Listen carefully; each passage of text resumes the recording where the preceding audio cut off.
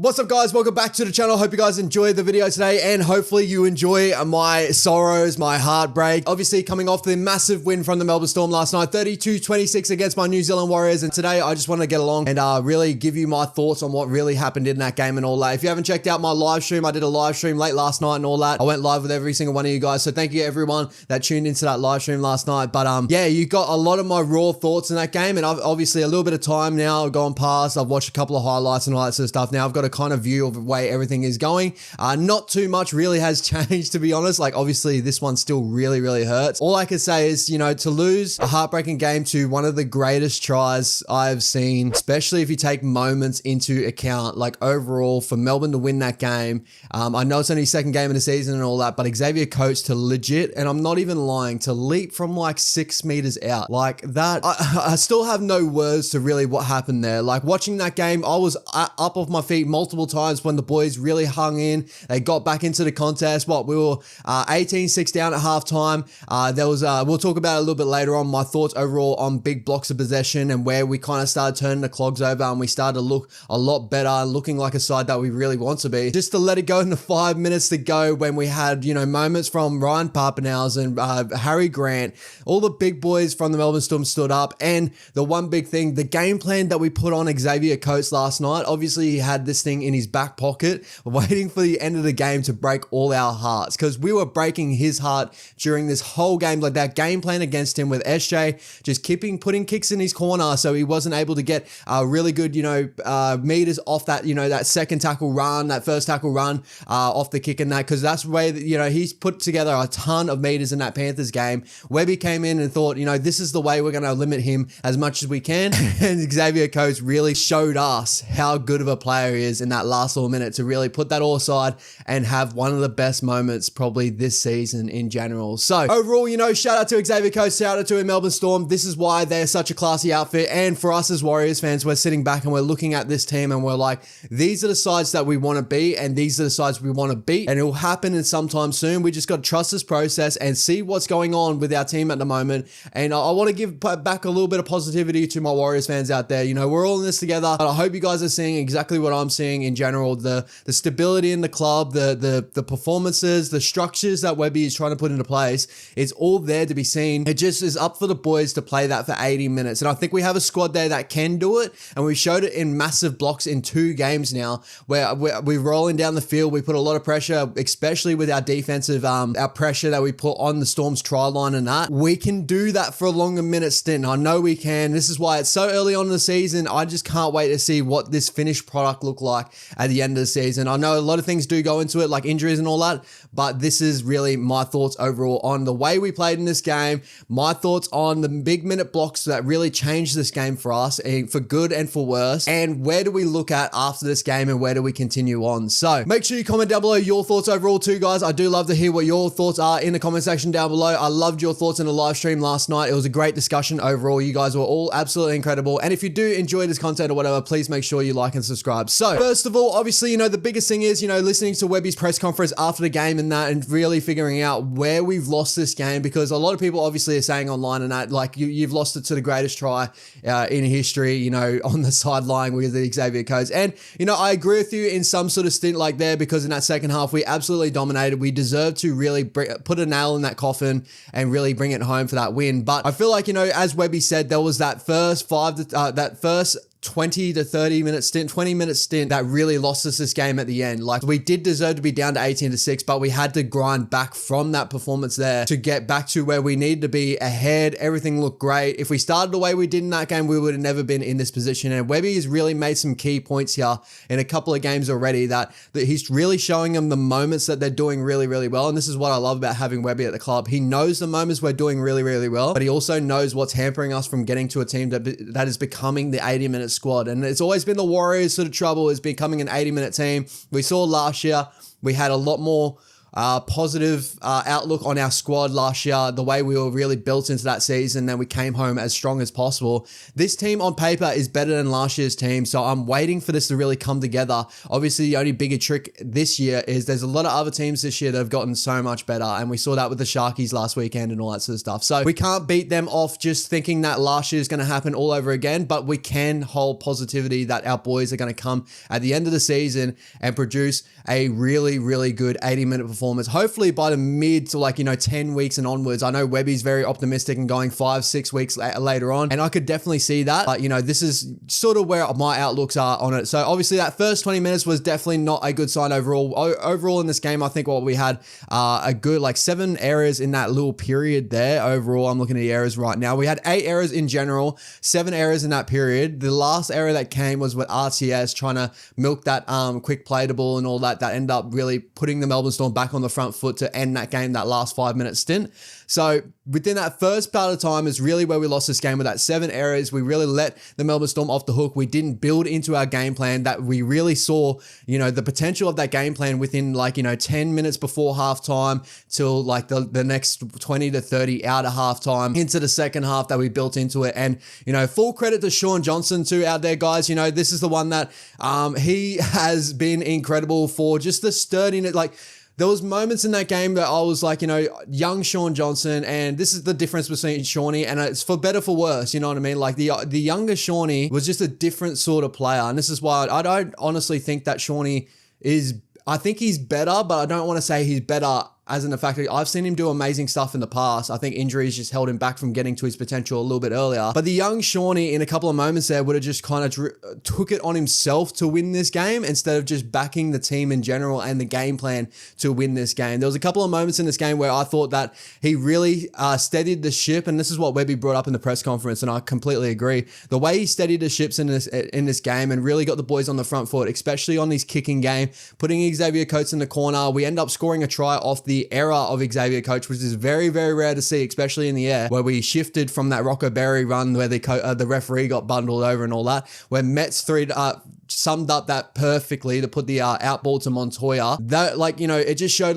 Shawnee is growing into just trusting the team here. And this is why I don't think, Shawnee is so vital to us and all that, but for the future, if we get a half that can just run this game plan properly, and if you watch our New South Wales Cup team, you watch our SG Ball team, you see the systems that Webby is putting into place at this top, and it's filtering down through our grades. And that's the most positive thing I have with our side at the moment. So anyway, back to the overall game here. So we're down 18-6 going into halftime. I do believe within that 10-minute stint before halftime is where we started to turn the clogs over a little bit. And we started to build pressure. We had that Monty try that was disallowed, that was given a try overall. Whatever your thoughts are on that, it is what it is. For the first point of it, I thought Monty didn't get the ball down to start with. The more I looked at it, I was kind of like, I can see, maybe he did, maybe he didn't and all that. The biggest thing with Monty there, he honestly could have, if it was Dal that was on that same side, he would have just did that dive in the corner. That would have been a try. We would have been back on that momentum train and really came home strong. And this is not against Monty. He's just a different type of player to Dal. Monty loves the contact and loves to really get over the top of those rushing defenders and stuff, because obviously, they're thinking he's going to go on the out.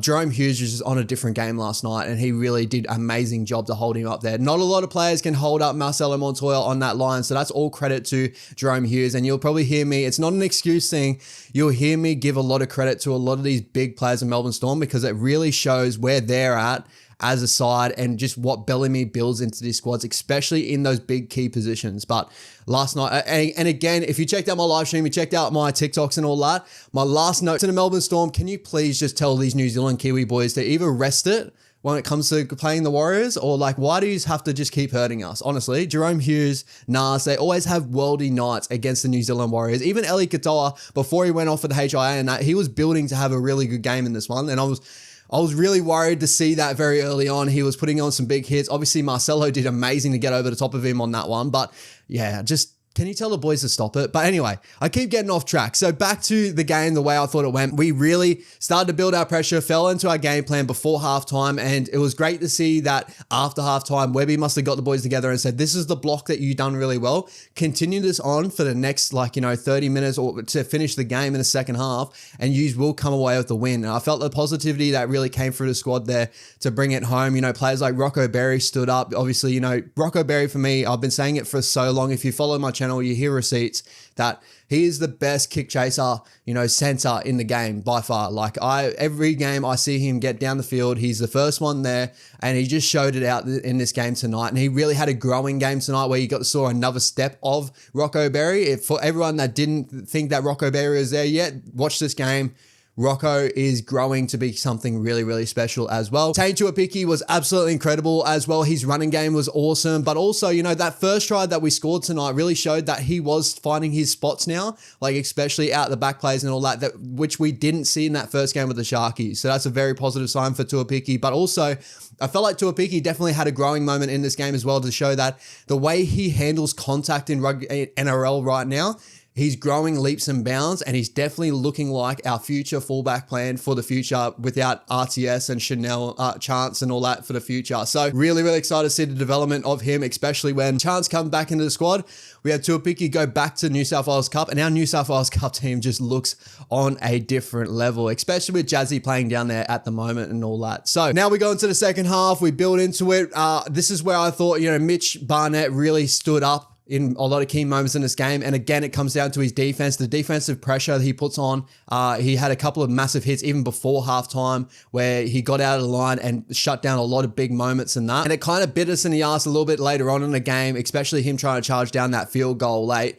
But my key thing on that too is I would rather Mitch Barnett play every second and a minute, because sometimes those things will come off. And if he'd never chased that down and Pezzett hit that field goal from 40 out to win that game or to tie it up or whatever it was going to go, I'm pretty sure it was to tie it up, I think we would be up beside ourselves and be like, that is not Mitch Barnett. He's got an effort play every single game. These things happen, and it's just rugby league.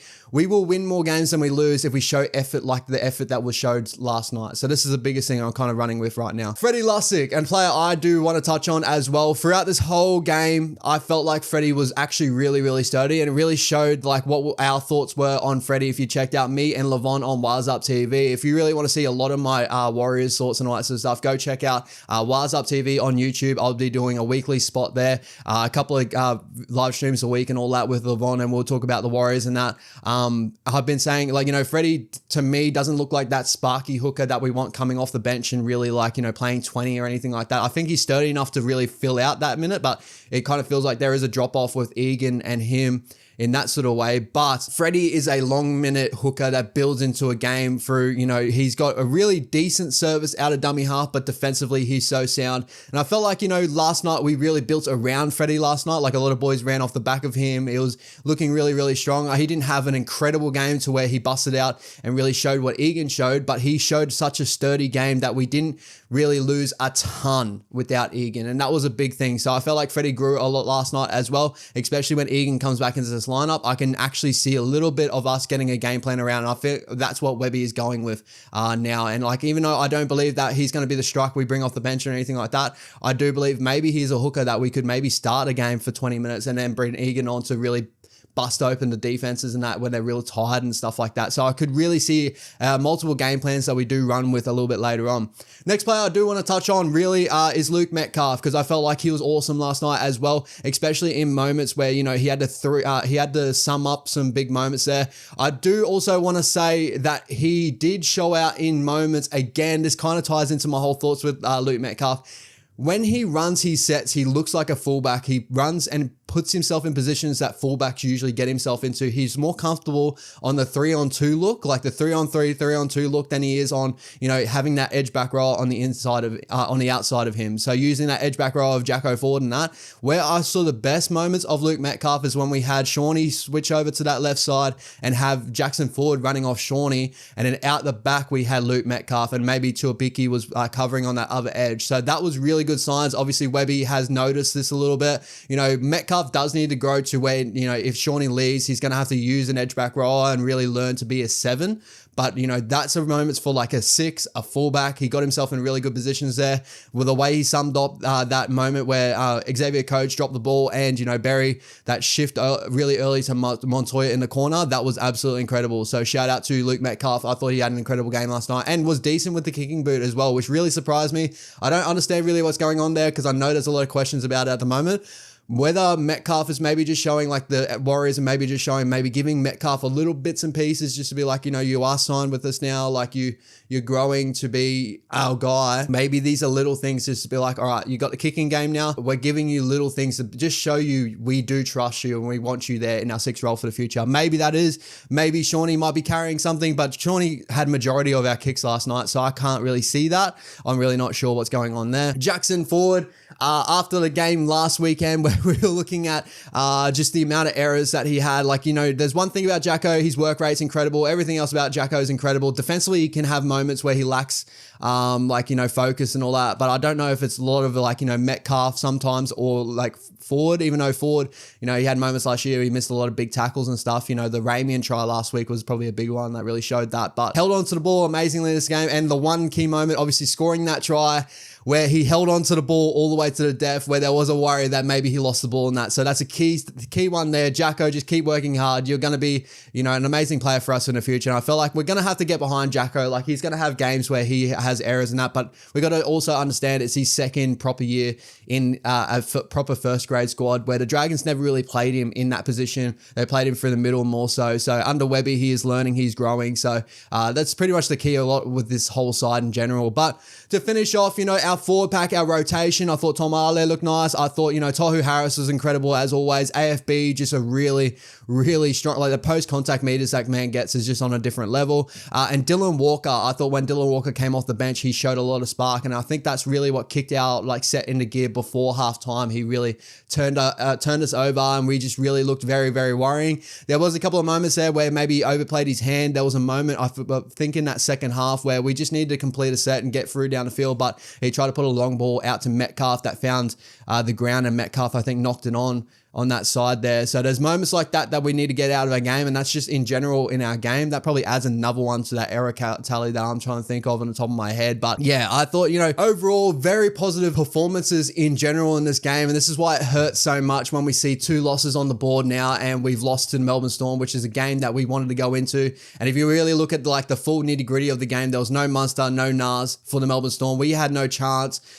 We had no Wade Egan and all that, but still, we had no Nia Corder. But still, like, you know, Melbourne had no Munster and that they would have been better with Munster. But I also do think that that block that we had 10 minutes before halftime to all the way to 5 minutes left to go in that game, we will beat these teams. Like, we will become a team like the Panthers, like the Melbourne Storm, that will just grind teams out and put them on the back foot due to our game plan and find errors, find success. We'll grow into that. Like that, the Sharkies game, the amount of ball we had on the Sharkies line at home, like, was on a different level. We deserved to score a lot more points than what we did. I think our attack was clunky. In this game, our attack looked a lot better. So that's a better sign from last week. Is these are just the chapters that we go by and all that. And the last thing, obviously, you know, a big game next week against the Raiders at Christchurch. This is the game that we want to stamp our authority, especially against a team that they are running first at the moment. But I think we all can agree, like, unless you're a Raiders fan out there, I don't think they're a top 4 team this season. And, you know, I believe that they are fighting for that 8 role and that. We need to beat teams like the Raiders and stuff and really start our season off and really show a complete performance in that game. And I believe we can do that against a team like the Raiders. The Raiders will grind us within that first, like, you know, that first half sort of block, maybe just after halftime, but the boys should really come home strong in that game. And I'm really, really excited to see what that is.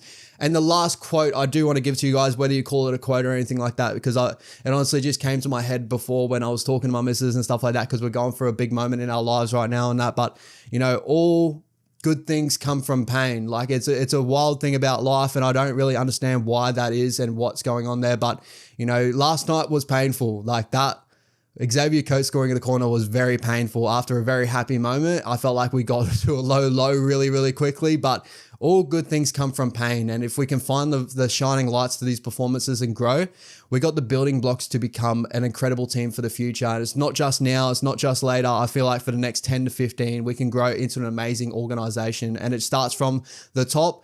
And what the top's doing right now, we're buying the pub, we're funding our club, our development systems are in place now. We've got SG Ball, Fleg, Harold Matts. We got everything coming through. All our juniors look incredible from the bottom up. We got incredible depth this year. We got a team on paper that looks absolutely amazing. RTS is back, and RTS is having an amazing game as well. I didn't really touch on him with this one, but you guys know how I feel about RTS. Like, he's incredible. So all good things come from pain. But also look at this as our building blocks are there. This is the sturdiest that this club has looked in a long, long time, and we will grow from this. And I believe that we are still a premiership threat this year. I believe we're still a top 4 threat this year, especially if we continue to run these game plans that Webby is putting out there, because it's showing that Webby knows what he's doing. He's come from an amazing system at Penrith. He wins games. He will win games for the Warriors. So I do trust in Webby, as we all do every year. Trust in Webby. That's how it is. But appreciate you guys for coming through again. Thank you so much if you joined me for a long video today. This is going to be a long one. It's going to be a long edit and all that, but maybe I won't edit it as much and just let this one flow, and you guys can really give your thoughts out in the comment section down below. Thank you so much, guys. Really appreciate every single one of you guys out there. Please make sure you go check out my Melbourne Storm video last week about, the Melbourne Storm and how they played last week against the Panthers, and really showed out in this performance here. Maybe Melbourne are going to be a very, very tough team to beat this year, and it is what it is. But maybe we can claw this one back later on the season, especially when we got that little block before Magic Round where we had the Roosters and the Panthers at Magic Round. Those are 2 key games. I want to see the boys get over the top of those 2 key teams, because we have a chance this year to do something special, and I see it with this squad. I think yous all do too. But last night definitely did hurt. But all good things come with pain. Comment down below your thoughts overall. Thank you so much for all the support, everyone that come into my live stream and all that, all the subscribers, all the likes. Thank you so much, guys. Appreciate it. If you haven't checked out my TikTok as well, guys, go check out my TikTok and all that. Thank you so much. Peace out.